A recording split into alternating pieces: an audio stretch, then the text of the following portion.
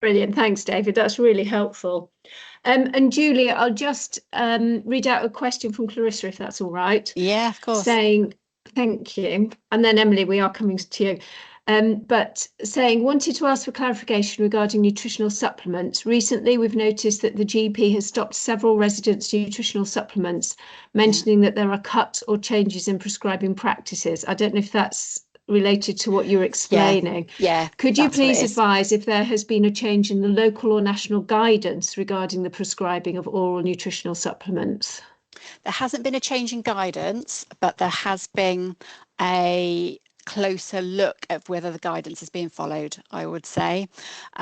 So the GPs for our area, but each area will have their own, have a formulary of what they can prescribe in terms of cost and clinical effectiveness. So we have a shared formulary with Plymouth, and then there's another formulary for the other parts of Devon. Those are public available documents.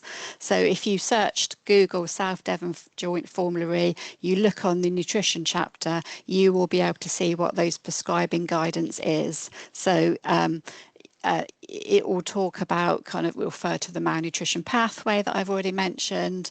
It will tell you what the first and second line supplements are and when a GP can prescribe them. So yeah, they are looking more closely because of the resource implications and the costs that I've just mentioned earlier. I think that's what's been going on. And I think if things do get changed, the advice that we've given back to our care homes is monitor it. And if you've got any concerns, then you need to flag that back up to that GP practice, because it's the responsibility with those residents is lying with the GP practice rather than community dietetics.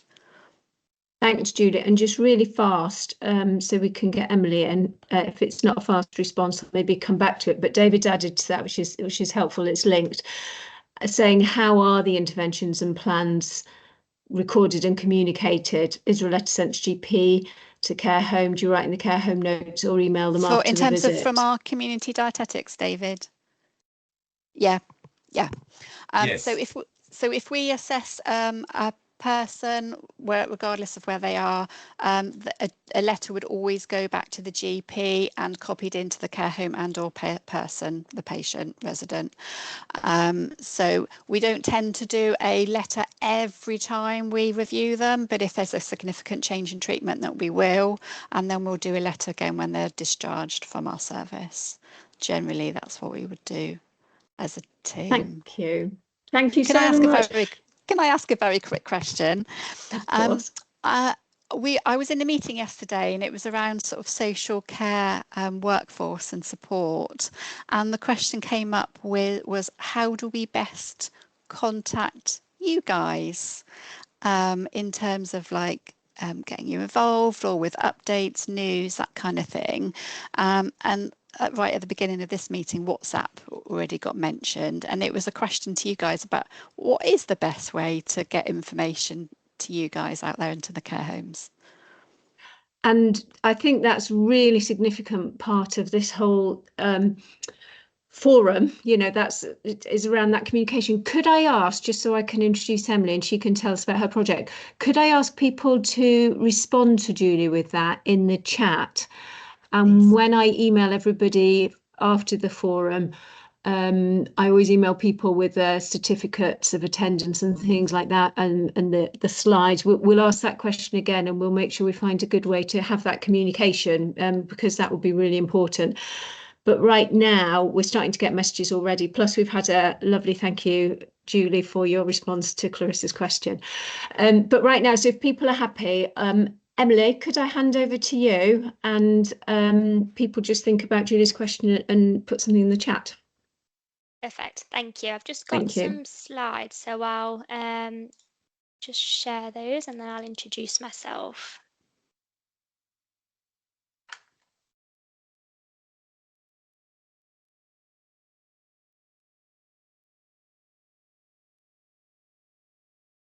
Can everyone see that?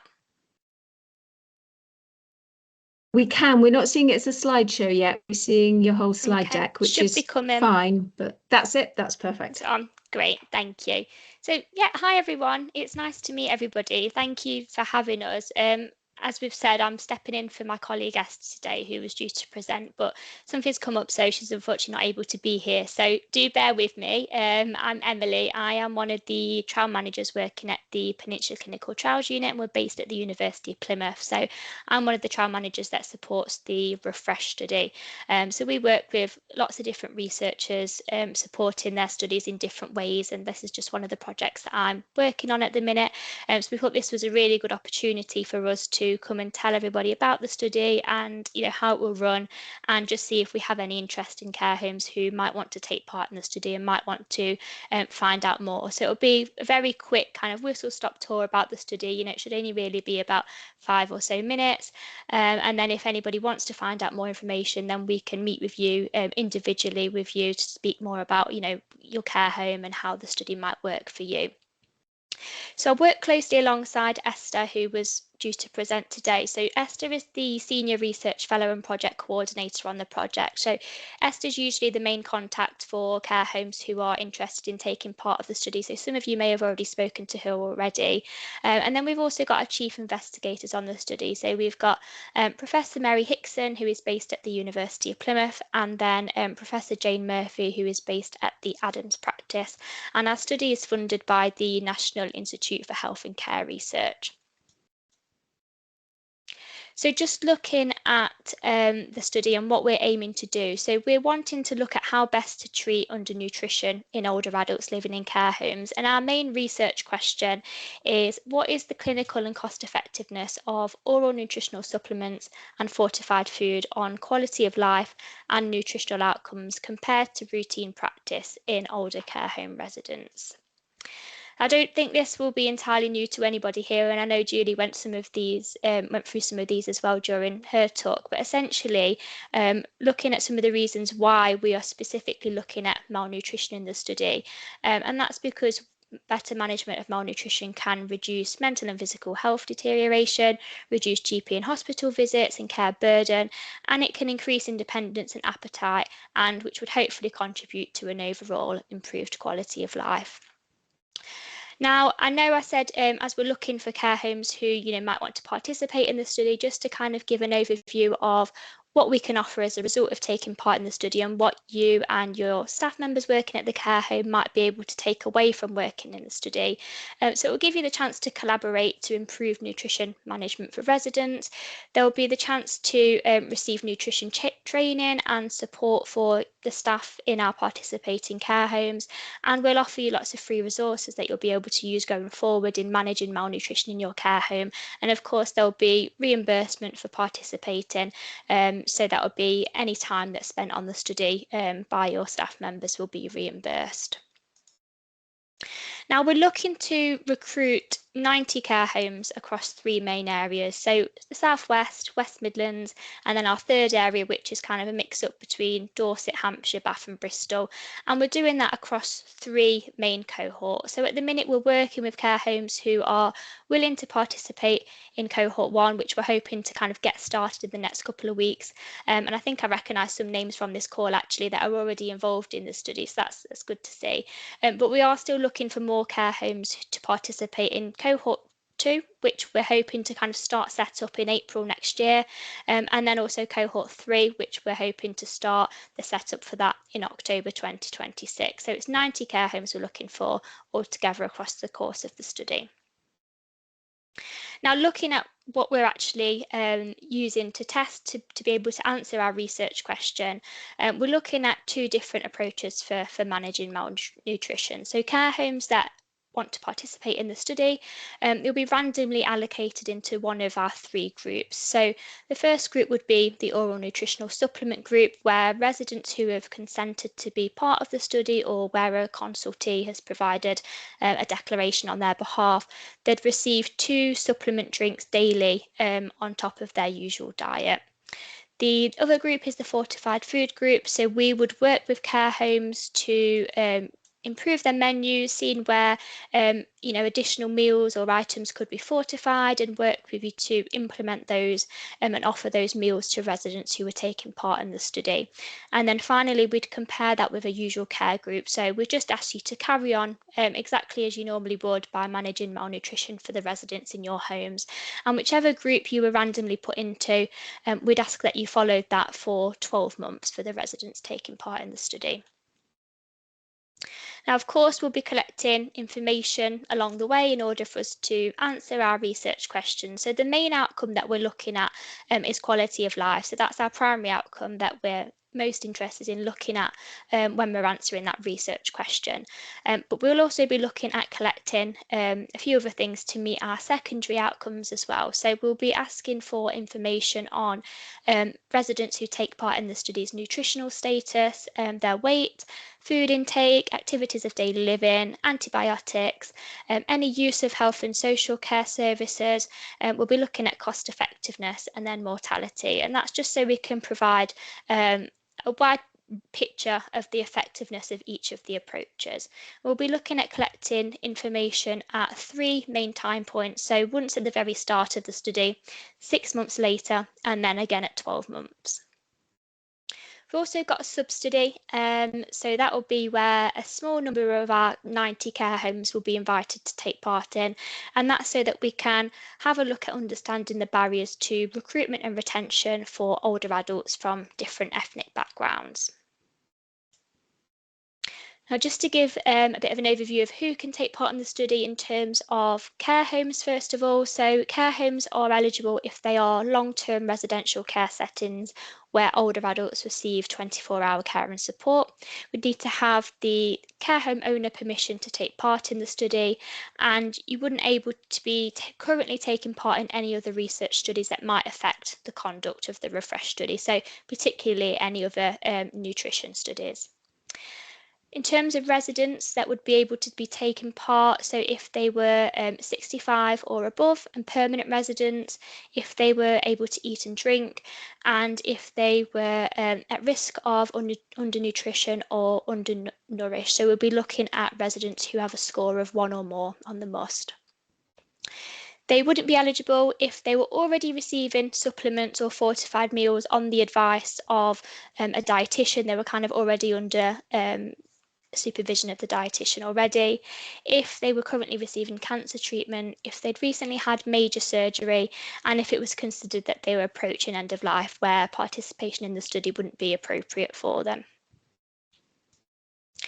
And then payments. So if the care home was put into the food fortification group, then we would reimburse all of the ingredients that were bought to be able to fortify the food for the residents taking part in the study. If the care home was put into the supplement group, then we would directly provide those. So we'd deliver those to the home to make sure that you had those for the residents taking part. And no matter which group you're in, we'd make sure that the time spent by the staff working on the study was reimbursed. I think this is just tying things back up again. So as I said, it was a really quick overview of the study. So just to remind everybody that, yeah, we're looking at undernutrition in older adults. We've got all of our collaborators who are involved in the study here. So yeah, here's our link to the study website, and we've got the QR code on the screen now. So if you are interested, take a look at the website. We've got an expression of interest form on there where care homes can fill that out, and we'll get in contact with you, can discuss the study in more detail. But if there are any questions in the meantime, or you're not sure whether you want to commit to submitting an expression of interest, then do get in contact with us. You can get in contact with Esther or myself using the email addresses that we've got on the screen now. Thank you. Emily, thank you. That's really helpful.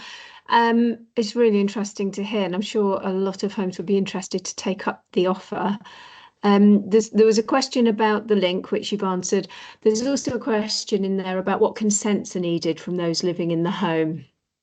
Yeah, sure. So so the interventions that we would be asking you to implement would only be given to those who have consented to take part in the study and were eligible. So we have a couple of different processes in place that have all been approved by the Research Ethics Committee. So our first kind of approach would be the resident consented for themselves if they had the capacity to do that. If a capacity assessment meant that they didn't have a capacity to consent for themselves, which we imagine will be the case for lots of residents in care homes, then the next approach would be to identify a personal consultee that the resident might have. So a friend, a family member, somebody who knows them in a personal way, and we'd approach them and ask them to provide a declaration for the resident to be involved in the study. And then finally, last approach, kind of last avenue, would be if they didn't have capacity and you didn't have a personal consultee who could be approached, then we have a process in place where a professional consultee might be able to be approached, and that would be anybody who has a professional relationship with a resident. It might be their GP, it might be a solicitor, it might be an independent mental capacity advocate, but it just needs to be somebody who's completely independent from the study. So yeah, we have a couple of different processes in place to try and make sure that we're not excluding any residents if they don't have capacity or they don't have any family. Brilliant, thank you. Sam?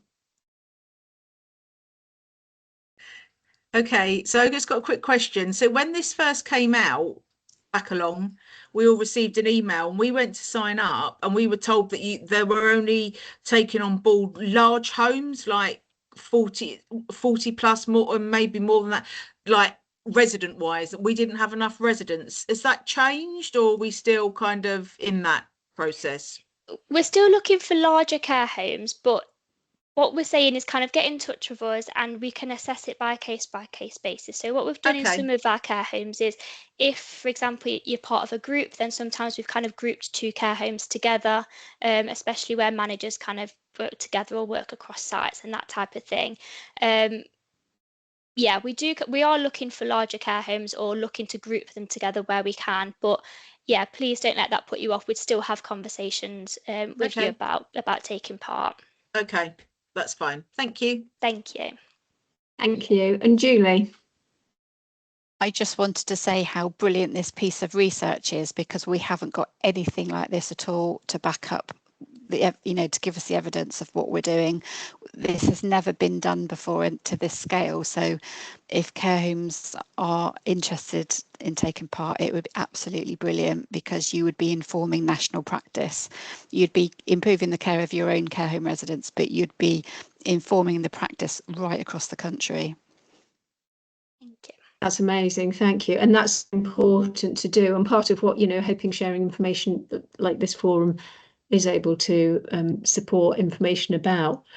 I'm really mindful of time. What we tend to do is put the feedback, the last few minutes, the link for the feedback form in there's another question here. Have you advertised on the PEN, the Peninsula Engagement Network, Emily, about your project? I'll send you that link in case you haven't, just mindful of time, but that's really helpful. Yeah, Thanks, that's Katrina. great. Thank you.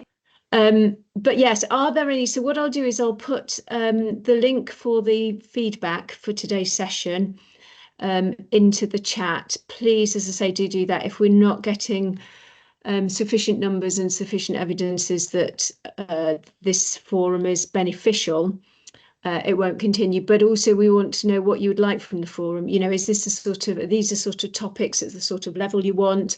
Are there specifics you'd like? Is there somebody that would you or somebody be interested in presenting in an area of specific interest? It's all about that sharing of best practice, knowledge, challenges. The session next month is about continence management. And how to address some of the challenges that we have around continence. The Devon Care Home Collaboratives do keep advertising for us about what each of the forums will be, but please let us know what you want. We're really keen to be able to keep offering them, but it's only worth doing if we're offering what you want and it's valuable to you, and we're getting the numbers to evidence that it is efficient use of time and everyone's capacities, really. But I'm going to put the link in the chat.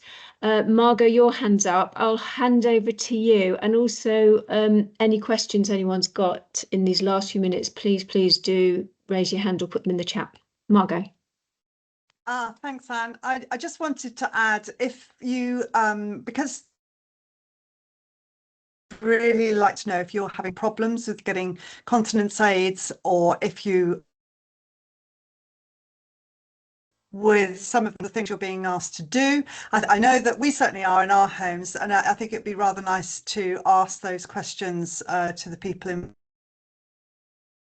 Save up those questions for next time, but and do let us know as if you would like to have a WhatsApp group for everybody, for all nurses or seniors or people who, you know, are involved. There's a few nodding heads, which is great, but we just need it in that chat box so that we can then go to the people that can make these things happen. Brilliant. Thank you so much. Thank you, Anne. Thank you. So I've put that feedback in. Unfortunately, Margot, we lost you just a little bit there, but I think, again, having had a conversation earlier, what you're saying is any specifics. So not only general terms about future forms, but specific questions you'd like answering about continence management. I have actually today, what I usually do is contact people who have kindly agreed to present with kind of any questions that have already been put to us, or particular topics or areas. So it's really helpful for the people presenting, and also make sure that we're addressing particular questions you've got. I'm also very mindful that Julie put a question back to us about how to best communicate. So please do include that in your feedbacks, or contact us at any time about that. That's really relevant. That's part of the whole working collaborative, isn't it? Is there's got to be two-way communication. So vitally important. But are there any, I'm mindful of time, are there any questions anybody's got at this point for Julie or Emily or each other? No. I know we're right on time. Thank you so much, Julie and Emily. That's been really informative, really helpful. Those resources are fantastic. As I've put at the beginning of the chat, and Sarah's also identified, thank you, Sarah, as we go along, please make sure your email's in the chat, because I will use that email to send out your certificate of attendance, the slides that have been shared with us, which of course have got the links to all those resources, and also an evaluation sheet. We pre-populate it aligned, sorry, a reflection sheet. We pre-populate it aligned with the NMC guidance. Feel free to change any of what we've suggested, but it's just sort of one thing we thought we could do for everybody about where specifics align with specific parts of the code of conduct in the session that's been provided, just for your continuing professional development folders and evidences when we all come to need them. So thank you ever so much. Any thoughts or questions, please do contact myself, Margot, Sarah. But please, sorry, Margot and Sarah, I'm saying that I haven't asked you. But, you know, please do keep in contact. Lovely to see so many of you, and please fill that evaluation sheet in. The feedback from today, it's vitally important that we're able to evidence if this is of benefit for ongoing forums. But thank you. And you've had a lot of, Julie and Emily, you've had a lot of comments in the chat about great presentations, and thank you, and how useful it's been. So thank you so much. Thank you, everybody. Thanks very Thank much, you. everyone. Thanks, bye. Thank you. Thank you. Bye-bye. Bye.